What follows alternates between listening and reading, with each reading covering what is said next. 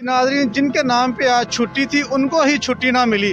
आज यकम ही है, मजदूर डे मनाया जा रहा है। आल पाकिस्तान में, पूरी दुनिया में ये मजदूर डे मनाया जा रहा है, लेकिन जहाँ जो मजदूर है उनको बिल्कुल भी छुट्टी नहीं है। इनको क्यों छुट्टी नहीं है? एक तो कोरोना की वबा ने इनका जीना महाल किया हुआ है और गुर्बत और महंगाई की वजह से इतने परेशान है कि आज के दिन से छुट्टी भी ना कर सके। मजदूरों का डे है, लेकिन मजदूर आज भी अपने काम के लिए मजदूर चौक में खड़े हुए हैं। आइए इनसे जानते हैं इनको क्या परेशानी हो, इस दिन के बारे में क्या कहना चाहते हैं। वालेकुम सलाम। आज तो मजदूर डे, आज छुट्टी का दिन था, आपने छुट्टी क्यों नहीं की?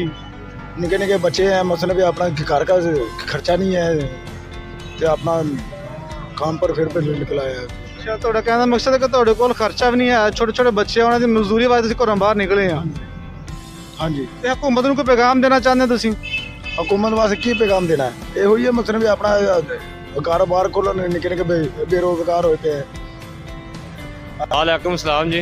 अबे आज तो छुट्टी सी रकम मेरी मजदूर डे दी और जनाब मजदूरां दी चलो जे कोई घर दे विच खाण पीण नूं शै होवे ते बंदा छुट्टी करदा, ते जदों घर दे विच बंदे दे शै कोई नहीं खाण पीण नूं, उहने छुट्टी की करनी? घर बच्चे बीवी माँ प्यो भैन भरा जान तोड़दे ने।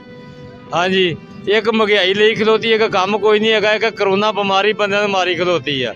कुछ आवाम मरी है भुखा नाल ते कुछ मन रही है दुखा नाल। हमने आपको मजदूरों की बातें भी सुनी, मजदूर डे है लेकिन मजदूरों को छुट्टी नहीं मिली। तो मजदूरों का कहना है महंगाई की और गुर्बत के तंग किए हुए परेशान लोग हैं। हुकूमत को चाहिए कि हमारा कोई ना कोई सद्देबाब किया जाए। तो हमें दीजिए इजाज़त। कैमरा मैन मोहम्मद काशिफ के साथ आबिद हुसैन, फास्ट 92 न्यूज़, जड़ांवाला।